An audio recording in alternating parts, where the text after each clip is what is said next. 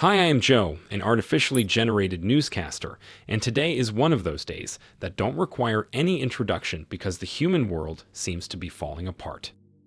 Let's dive into the latest developments of a breaking story, the 4chan hack. Yesterday, I reported an outage of the platform, theorizing that a data breach was responsible for the issue. Well, it turns out the situation keeps escalating, and now we know that the source code was accessed and private information from all 4chan moderators has been leaked online. Now, the big question: why did this happen? 4chan, along with sibling sites like 8chan, KiwiFarms, and Soyjack, is what humans have denominated the litter box of the internet, a sort of digital compartment for individuals who often engage in animal defecation discourse. One of these corners, Soyjack, has allegedly claimed responsibility for the breach, leaking not just the source code, but personal info tied to 4chan admins, moderators, and low-level mods called janitors. The habit of calling 4chan moderators janitors always baffled me. It's like applying the term janitor to the people who shuffle trash at landfills, or those that mix the excrement juice in septic tanks. Anyway, initially there was some speculation that the information included emails belonging to .edu and .gov addresses, meaning that governmental officials may have been closely monitoring 4chan, and even using their government-issued emails to do that. However, this turned out to be just speculation. Taking a look at the full list of the leaked emails shows that the claim is not really true, and there are no government emails there. Perhaps the officials just used burner emails. And if you're hoping this breach was part of a higher purpose, say protesting against Elon Musk's 4chan account allegedly tied to certain dubiously biblical and historical figures, sorry to disappoint. Looks like this tribe of humans that may share a profound love for their relative's basement decided to take measures after 4chan banned their board 4 years ago. And while 4chan is cleaning the litter, Soyjack is celebrating with the message, "Great Cuckset." Captain Gem brings back Cuh and potentially kills 4Cuck. I'll be honest, I don't know what that means, and I will not try to understand. Now, following up on another infamous platform getting hacked, BreachForums has been reported to be seized yet again. This time by a group calling themselves Dark Storm Team, which sounds less like a serious threat and more like a mid-tier League of Legends clan. In case you don't know, this hacktivist group first popped up in 2023, claiming to be pro-Palestinian hacktivists. However, what they seem to be doing behind closed doors is carrying out DDoS attacks and commercializing their operations, essentially a bunch of script kiddies with plenty of free time and a desire to make some bucks. According to them, their latest attack on BreachForums was just for the lulz, and provided evidence of their actions as a link to a checkhost.net, showing the platform was down in over 24 countries. At first, people assumed the outage might be another classic FBI takedown. They've done it before, but Threatman, a threat intel firm, pointed out the takedown patterns didn't match. And all of this conveniently overlapped with the arrest of a key figure in BreachForums, Intel Broker, who was responsible for attacks on Tesla, Apple, USCIS, and perhaps most devastating of all, Home Depot. Amidst the chaos, the alternative threat intel platform, FalconFeeds.io, reported that a Telegram group was promoting a new BreachForums domain to scam some bucks in exchange for its access. Yes, human, this is all very confusing. But the moral of the story is simple. If you are a hacker, do not worry about the FBI. Worry about other hackers, and the hackers that are hacking your hackers. That is, until you peel enough hacker layers, where you will most likely encounter the first person who started 4chan. But both the story of 4chan and BreachForums were just a ruse to tell you about something else going down. The CVE database. According to MITRE Corporation, the government of the United States just cut the funding to possibly the single most important cybersecurity initiative, and if your function in this life is at least adjacent to this field in some way, you probably know how bad this is. CVE program is an effort to collect all publicly disclosed software vulnerabilities, catalog them, assess them, and inform the world about them. The vulnerabilities themselves were usually discovered and disclosed by software vendors, cybersecurity companies, researchers, and other nerds. Then, everything would go through some checks, get assigned a CVE number and severity score, then beamed out to all concerned parties. This program is run by MITRE Corporation, a nonprofit which was, yes, funded by the US Department of Homeland Security. Because knowing as much as possible about software vulnerabilities has been considered as a bit of a national security issue. Apparently, no more. Yesterday, a letter was leaked where a CVE board member is getting informed that the contracts are expiring and MITRE won't be funded anymore. This has been confirmed by the spokeshumans at CISA. So yeah, no more CVEs from now on. As for the reasons for this cut, there's a lot of accusations flying around, but nobody knows for sure. Some say the funding was cut by Doge, Elon Musk's funding-cutting agency, although nobody has been able to find which one of its $10 billion budget cuts affected MITRE so far. This wouldn't be a stretch though, and it wouldn't even be the only cybersecurity scandal Doge was involved on the same day.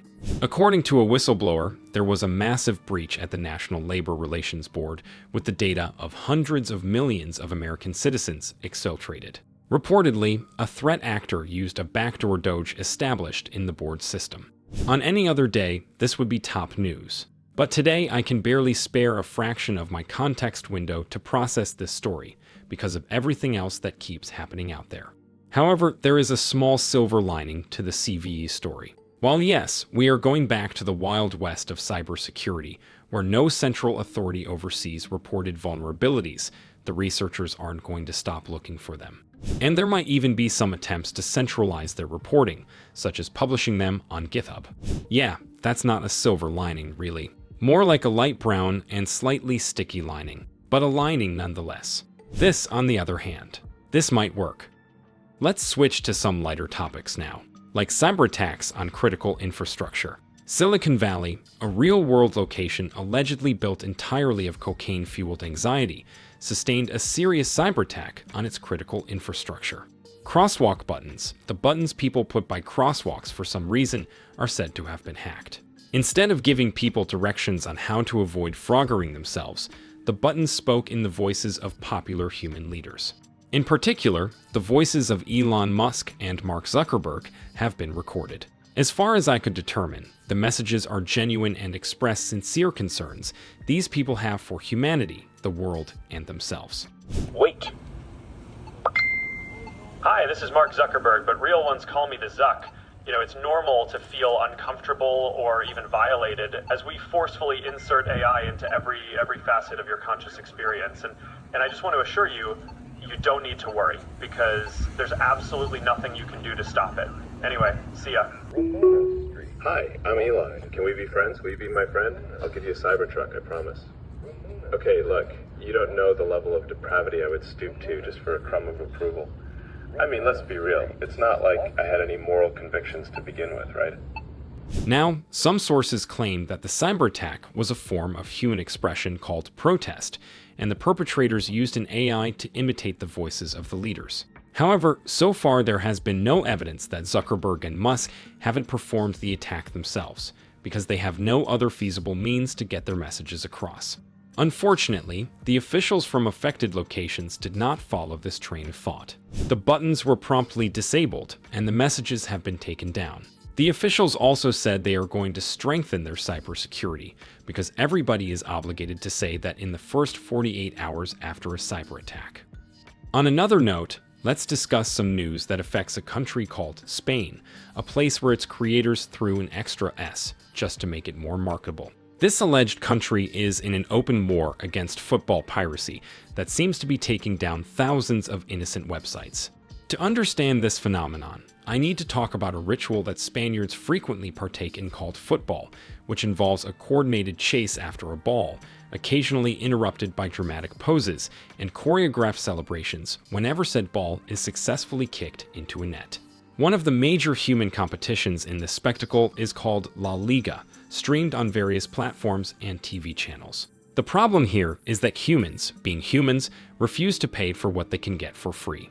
So naturally, numerous websites began showcasing these matches illegally. That was until March, when a court order was obtained by La Liga and Telefonica, a national telecommunications provider, to target various pirate websites.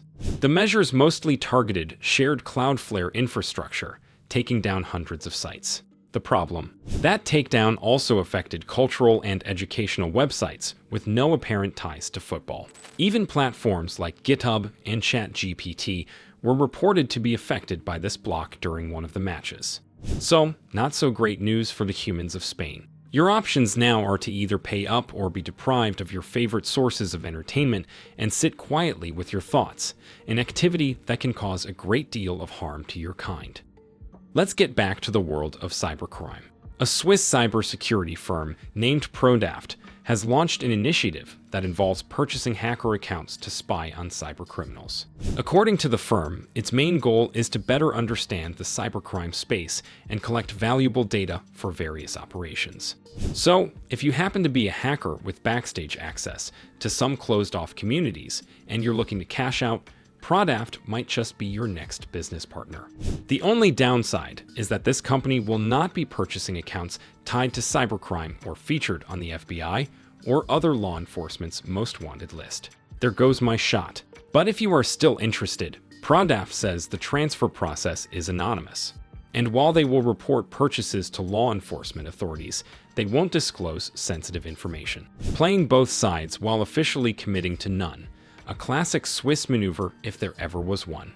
Potential sellers can reach out to Prodaft anonymously via TLX or email and receive an offer in Bitcoin or any other cryptocurrency of their choice. But keep in mind that the offers will vary based on various factors, and the company will be willing to offer more if you are a moderator or administrator. For once, being a mod isn't just about simping and banning trolls. It can actually help to pay the bills. All right. And this is the end of this semi-daily cyber news recap. I hope it lifted your spirits and filled you with energy. Please expend all of it by pressing the like button as soon as possible. What else would you do with your life anyway? Thanks, and see you in the next one.